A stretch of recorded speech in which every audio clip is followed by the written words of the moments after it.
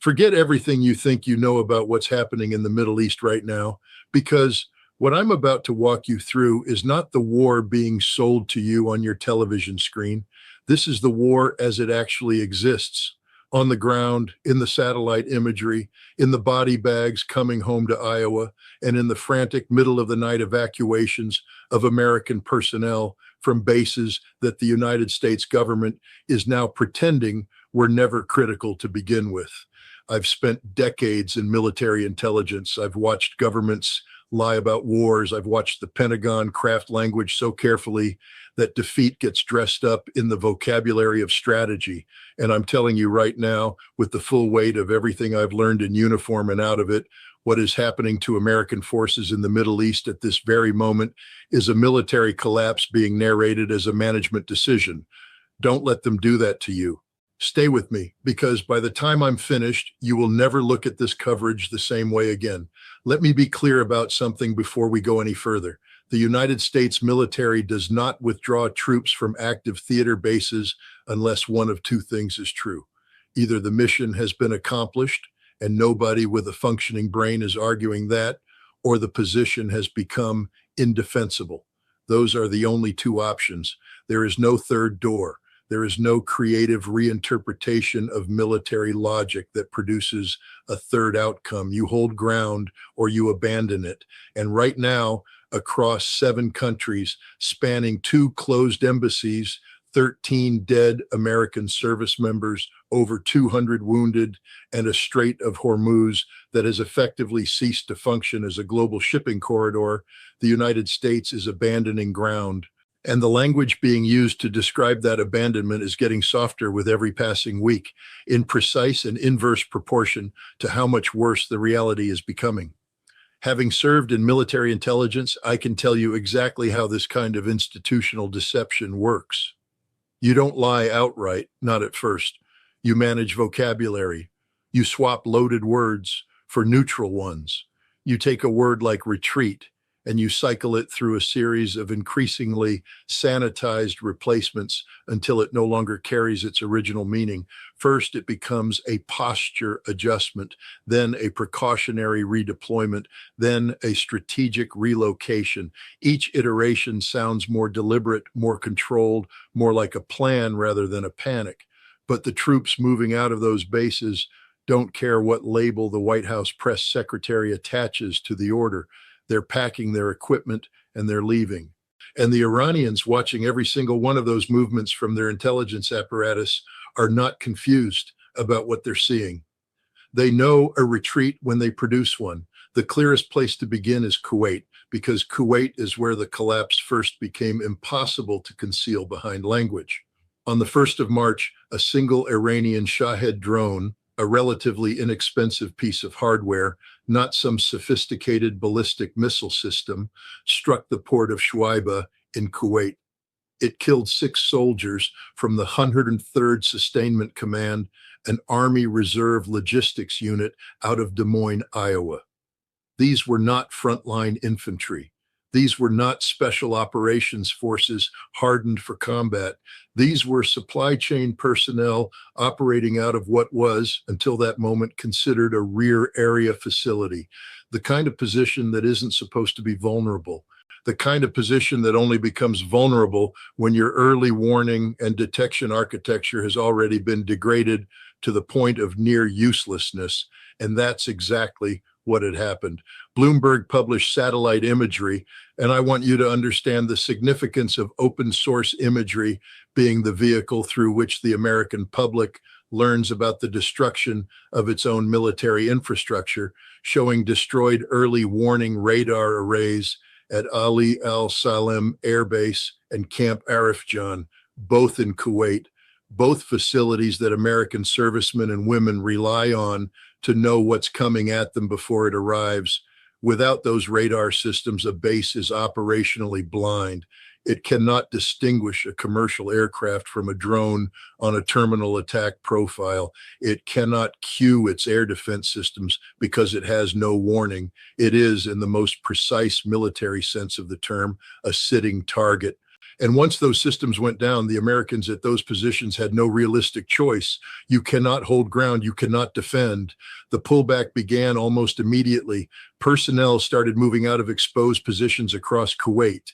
The U.S. Embassy in Kuwait City took a direct Iranian missile strike. Secretary of State Rubio ordered it closed. On the 2nd of March, in what should have been a front page scandal in every newspaper in this country, Kuwaiti air defenses, our allies' air defenses, mistakenly shot down 3 American F-15s in a friendly fire incident, 3 of our own aircraft, destroyed by the people we were supposedly there to protect.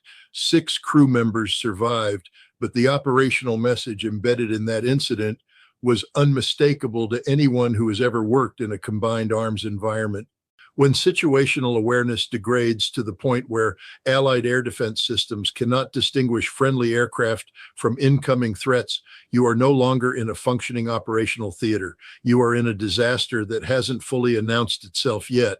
But if you thought Kuwait was the full picture, it wasn't, not even close.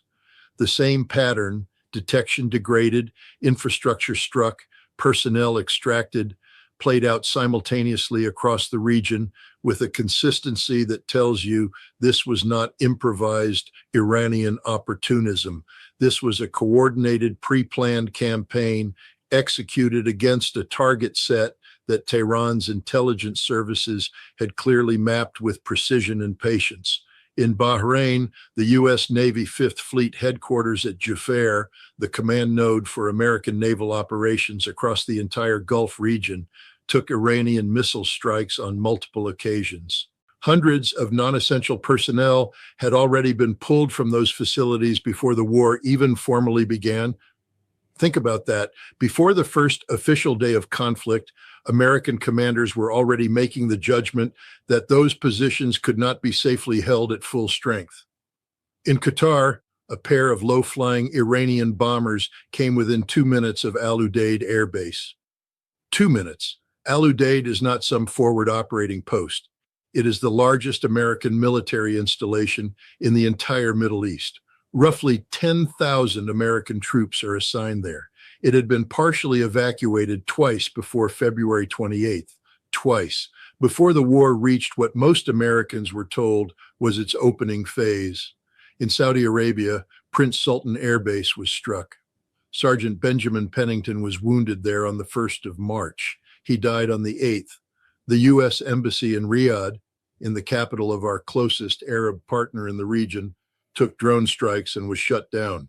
In the UAE, the American consulate in Dubai was hit. Iranian state media then claimed that American forces had quietly dispersed into civilian port facilities at Jebel Ali, Khalifa, and Fujairah, moving out of identifiable military installations and into civilian infrastructure because the bases themselves had become too dangerous to occupy. Whether that specific claim is verified in every detail is almost beside the point. The strategic logic it describes is entirely consistent with everything else we're watching. When your military footprint becomes a targeting solution, you scatter it, you disaggregate, you push personnel into locations the enemy cannot strike without triggering a different kind of political crisis. That is not a sign of strength. That is the operational signature of a force that has lost control of its own security environment. In Iraq, the U.S. Embassy issued a statement strongly urging all American citizens to leave the country as soon as they could do so safely. Not a travel advisory, not a heightened awareness bulletin, a direct instruction to leave an entire country. In Syria, U.S. troops completed a withdrawal from Al-Tanf, a position that American military planners have described for years as strategically essential to containing Iranian influence in the Levant. And American forces also began pulling out of Kobani in the northeast. Add it all up with the unflinching arithmetic of someone who has actually been responsible for force protection in a hostile environment. 2 embassies struck and closed, a countrywide evacuation advisory for Iraq, confirmed withdrawals from multiple Syrian positions, Hundreds of personnel relocated off Gulf bases before the first salvo was even fired. 13 American service members dead, over 200 wounded across 7 countries.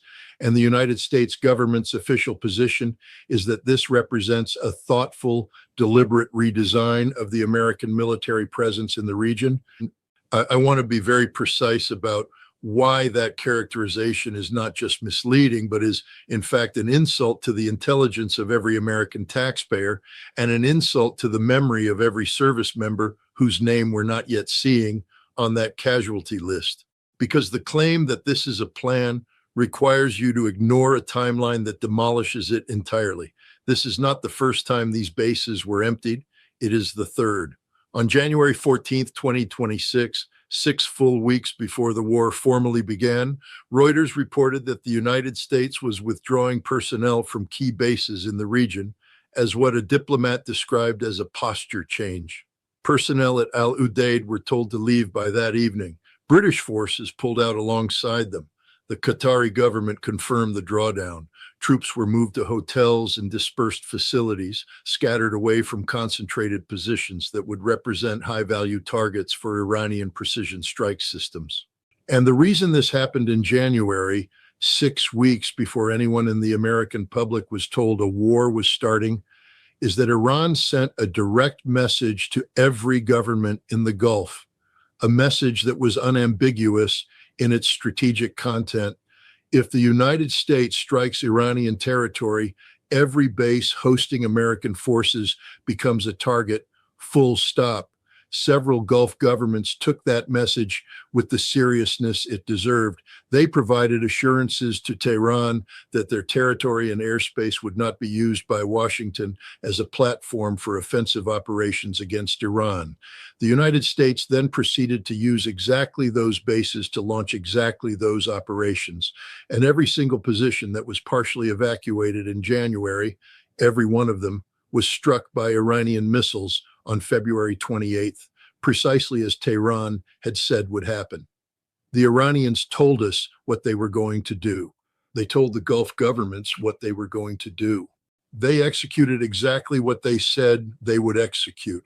And American military commanders who had taken the threat seriously enough to begin moving people out of those positions 6 weeks in advance apparently lacked either the authority or the political cover to make the case to civilian leadership that this war was going to cost far more than the people ordering it were prepared to acknowledge. Then came the second wave. In late February, days before the joint American-Israeli strike package was executed, the evacuations expanded again.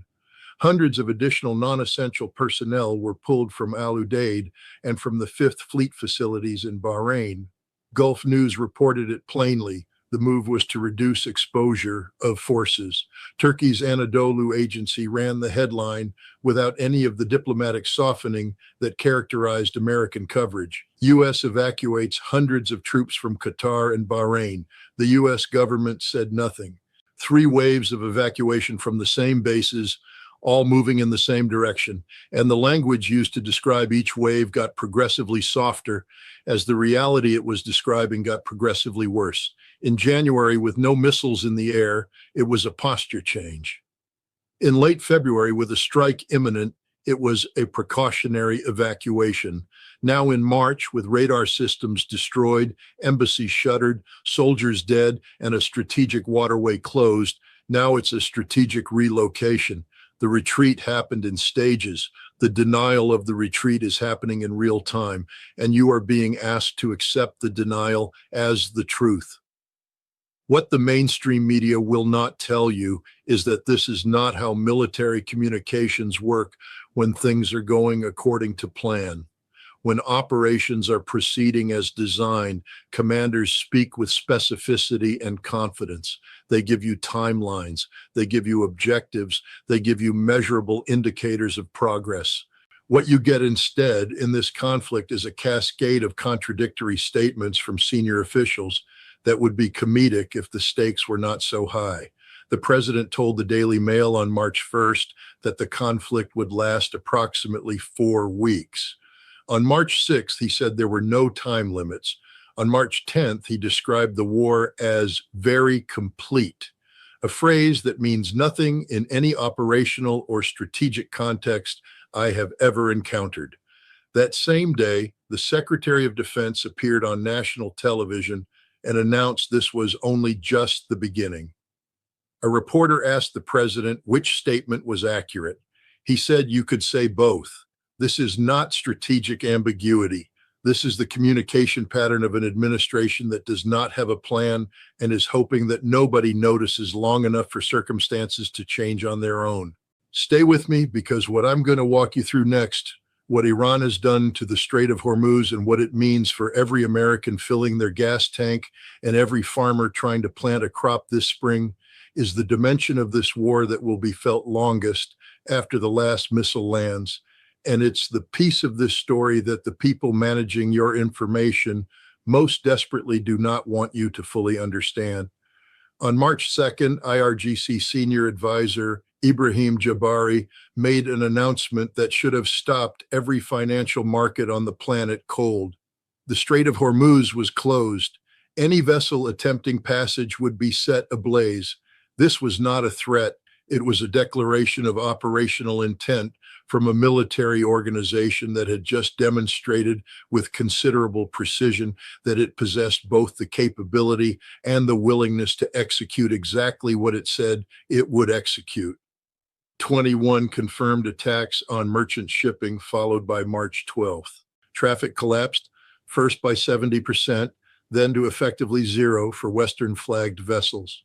Over 150 ships sat anchored outside the strait rather than risk the crossing.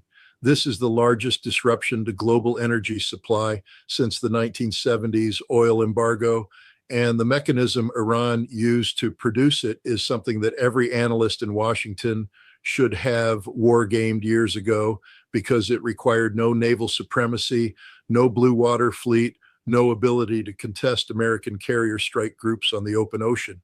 Iran did not need a navy to close the Strait of Hormuz. It needed approximately 24 attacks on commercial vessels. That was enough to break the private sector mathematics that keep global shipping functioning. Once the strikes began, most major underwriters at Lloyd's of London stopped writing new policies for Hormuz transit. Full stop. Ship owners cannot move cargo they cannot insure.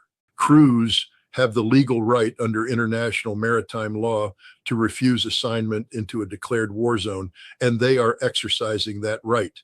Some captains are reportedly being offered $500,000 a day to attempt the crossing. That is not a functioning shipping lane. That is a lottery ticket with a warhead attached. And here is the piece of this that Washington does not want to confront directly. Even if every Iranian naval asset were destroyed tomorrow, the commercial infrastructure that makes global shipping possible through that corridor has already collapsed.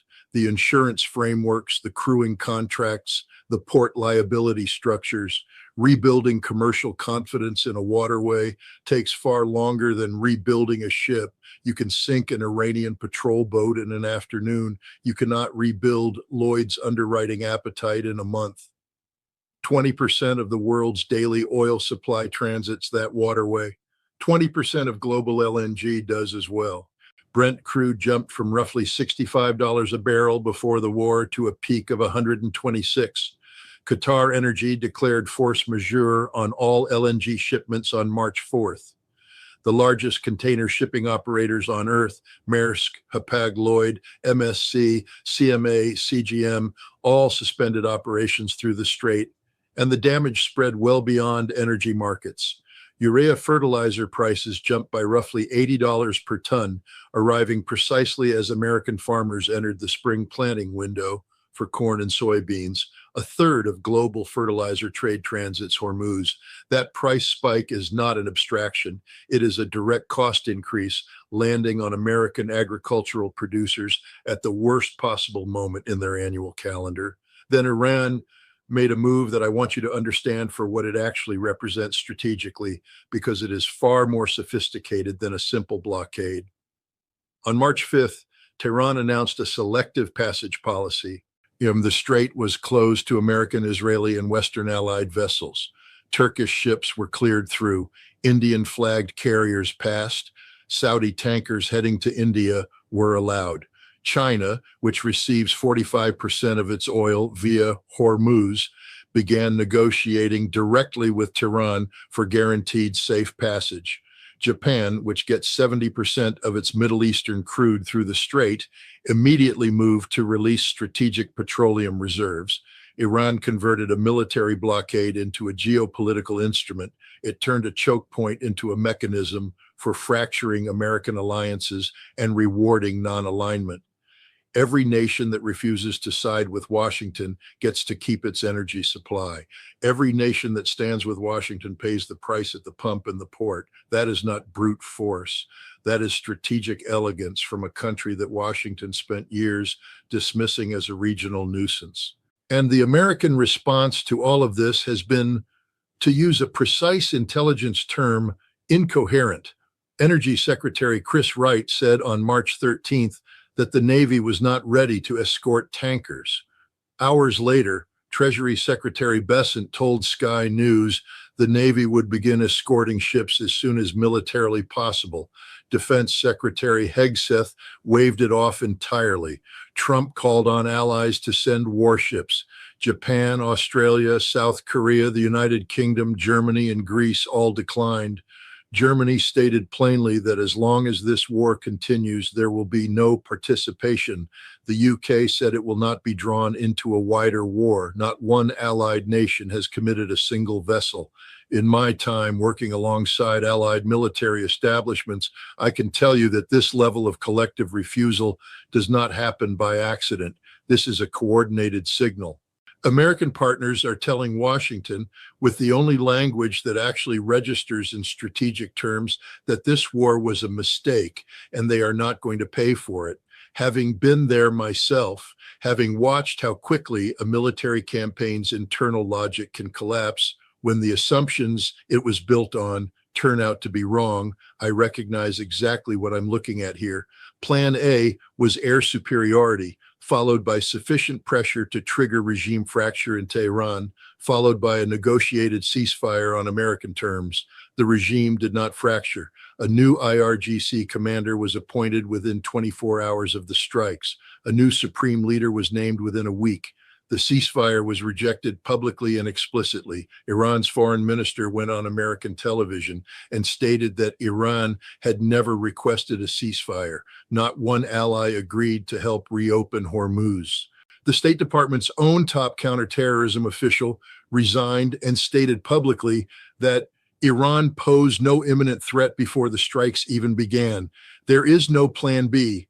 There is no functioning coalition. There is no defined end state that anyone in a position of authority has been willing to articulate with any specificity, and the cost is climbing in ways that expose the fundamental strategic miscalculation at the heart of this entire enterprise.